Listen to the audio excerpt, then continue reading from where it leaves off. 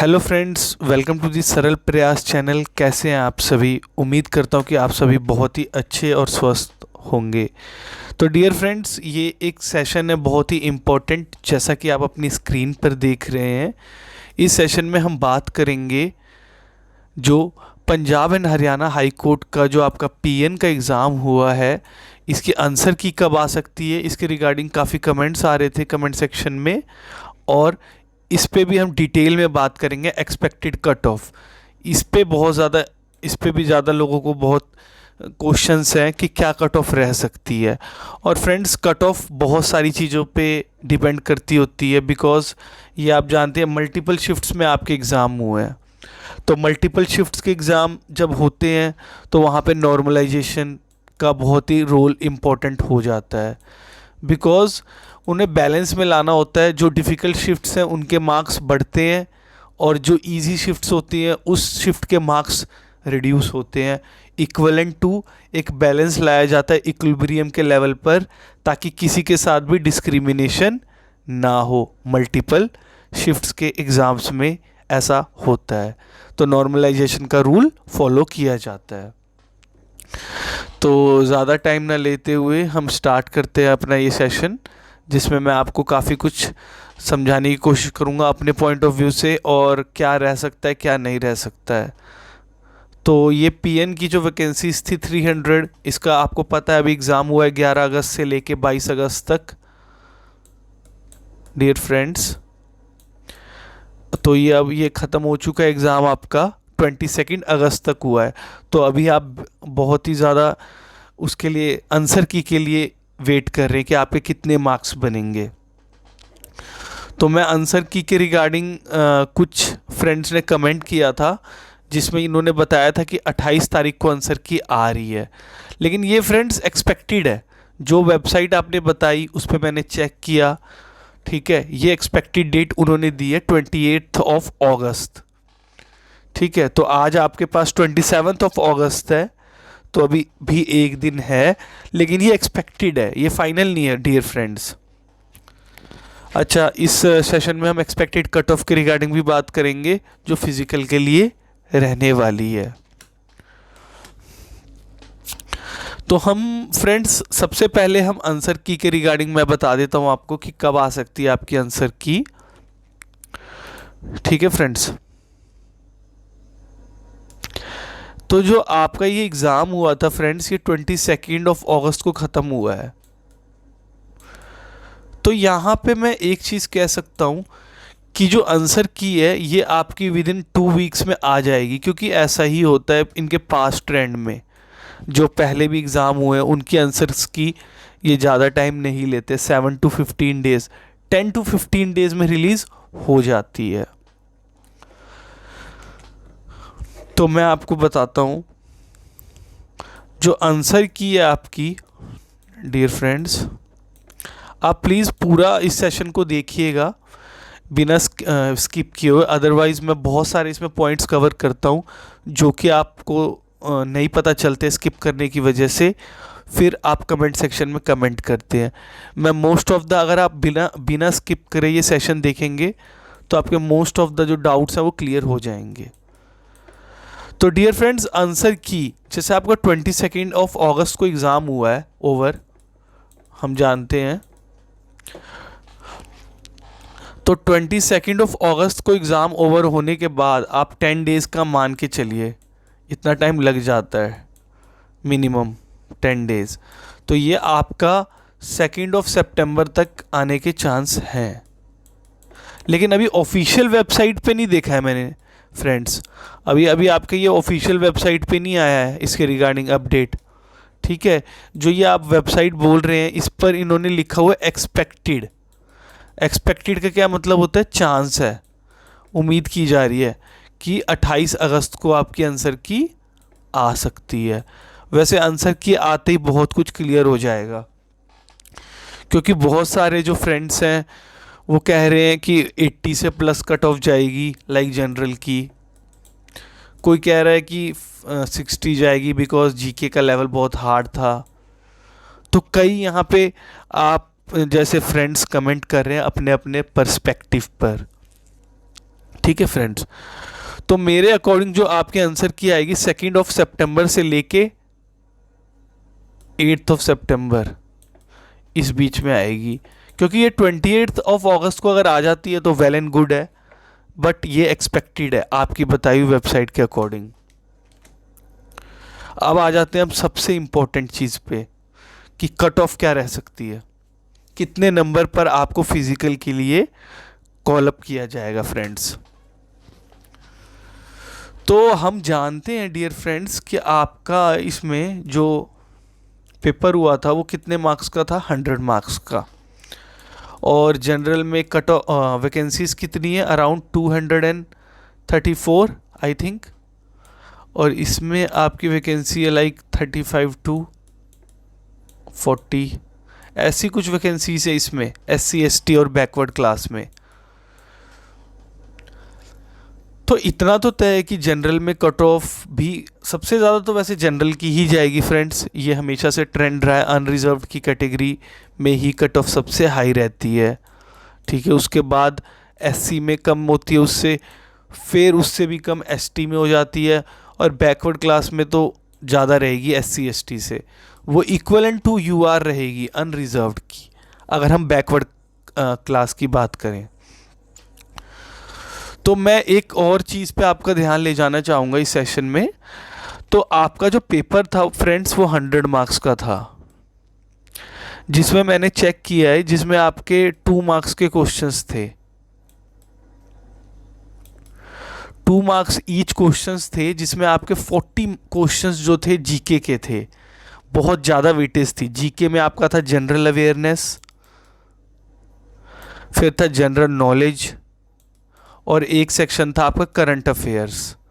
ये हो गए आपके 40 क्वेश्चंस। और उसके बाद मैथ्स, न्यूमेरिकल एबिलिटी के आपके 10 क्वेश्चन थे मैथ्स के, जो कि ज़्यादा डिफ़िकल्ट नहीं थे, जैसा रिव्यू में देखने को मिल रहा है एग्ज़ाम रिव्यू के अकॉर्डिंग। बट हाँ, इसका लेवल हार्ड था कुछ क्वेश्चंस का फ्रेंड्स, मैं सारे नहीं कहूँगा। लाइक किसी शिफ्ट में ये भी पूछा गया था कि ताजमहल कब आगरा का जो किला है वो कब बनाया गया था, जो रेड फोर्ट है।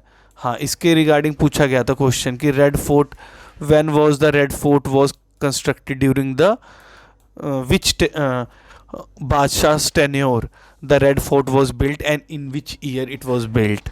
ये आपका क्वेश्चन था। तो ये मैंने आपको वेटेज बताई कि क्या क्या थी एग्ज़ाम की फ्रेंड्स। तो मैंने बताया ना आपको कि जो जीके की वेटेज थी आपकी 40, यानी कि 40 क्वेश्चंस थे और 80 मार्क्स वेटेज थी, और न्यूमेरिकल एबिलिटी में 10, मतलब 20 मार्क्स का आपका मैथ्स का था, 100 मार्क्स का आपका एग्ज़ाम था। अच्छा फ्रेंड्स, इसमें बहुत से जो दोस्त हैं वो ये भी कमेंट कर रहे हैं कि जो कट ऑफ है जो क्या रहने वाली है।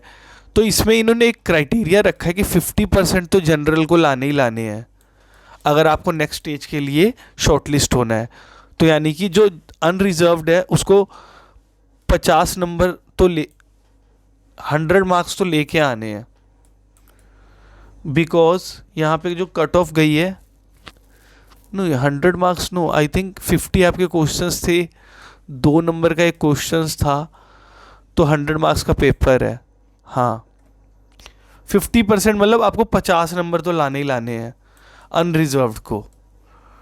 और वही अगर हम बात करें SC ST को, तो वहाँ पे 45 नंबर उसको लाने ही लाने थे, अदरवाइज़ वो नेक्स्ट स्टेज के लिए शॉर्टलिस्ट ही नहीं होगा। तो अनरिजर्व्ड के लिए 50 नंबर चाहिए ही चाहिए, और आपके SC ST और बैकवर्ड क्लास को 45 नंबर चाहिए ही चाहिए थे फिज़िकल के लिए शॉर्टलिस्ट होने के लिए, जिसमें आपके फ़िज़िकल में भी 3 चीज़ें हैं। रेस है 800 मीटर्स की, लॉन्ग जंप है और हाई जंप है, ठीक है। अब हम मेन चीज़ पे बात करते हैं कि कट ऑफ क्या रहेगी। तो जब आपके पास जीके के 40 क्वेश्चंस थे, और जिस बच्चे ने अच्छे से पढ़ाई की है, मैं उनकी बात नहीं कर रहा फ्रेंड्स जिन्होंने सिर्फ फॉर्म भर दिया और बस पेपर देने चले गए, जिन्होंने बिल्कुल कोई तैयारी नहीं की। तो ऐसे आपको हर एग्ज़ाम में 60 to 70% बच्चे मिलेंगे ही मिलेंगे जो सिर्फ फॉर्म भर देते हैं, उनको कोई लेना देना नहीं है एग्ज़ाम से।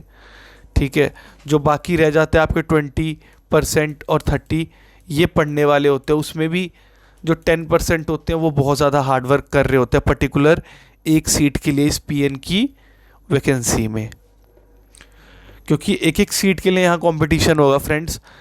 300 वैकेंसीज है, गवर्नमेंट की जॉब है, आपको पता है कट थ्रोट कंपटीशन है आज के समय में गवर्नमेंट जॉब के लिए।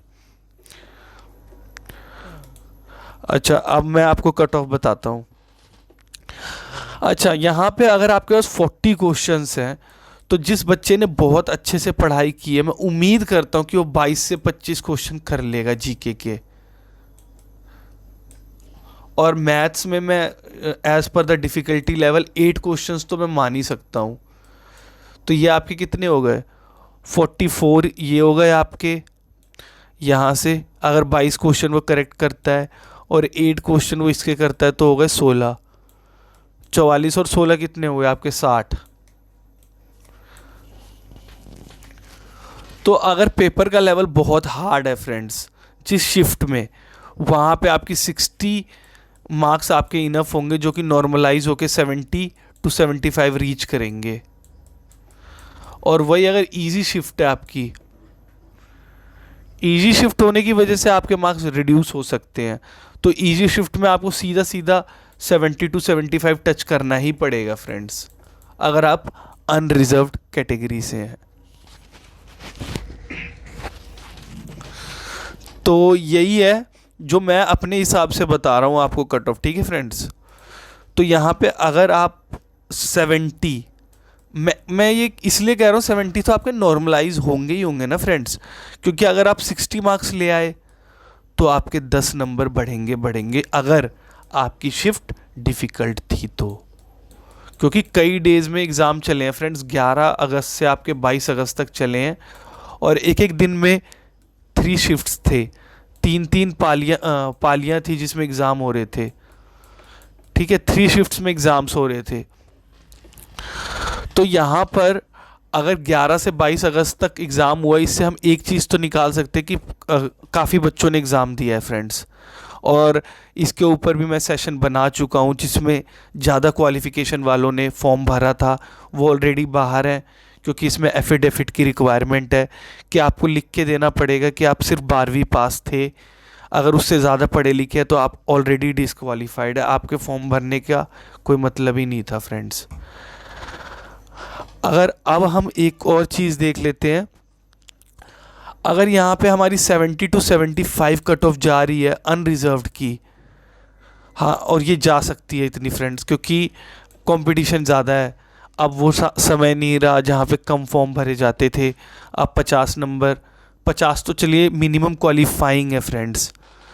आप मेरी बात को शायद समझ रहे होंगे कि मैं किस पॉइंट ऑफ व्यू से और क्या पर्सपेक्टिव से कह रहा हूँ। मैं और चैनलों की तरह बात नहीं करता जिन्होंने कभी खुद एग्ज़ाम नहीं दिया और खुद उनको पता नहीं कि क्या कंपटीशन है। मैंने अभी रिसेंटली स्टेनोग्राफी का एग्ज़ाम दिया है, तो वहाँ पे मैं 60 में से आपको बताऊँ 44 स्कोर कर रहा हूँ, जो हमारा 60 मार्क्स का ही पेपर था सिर्फ।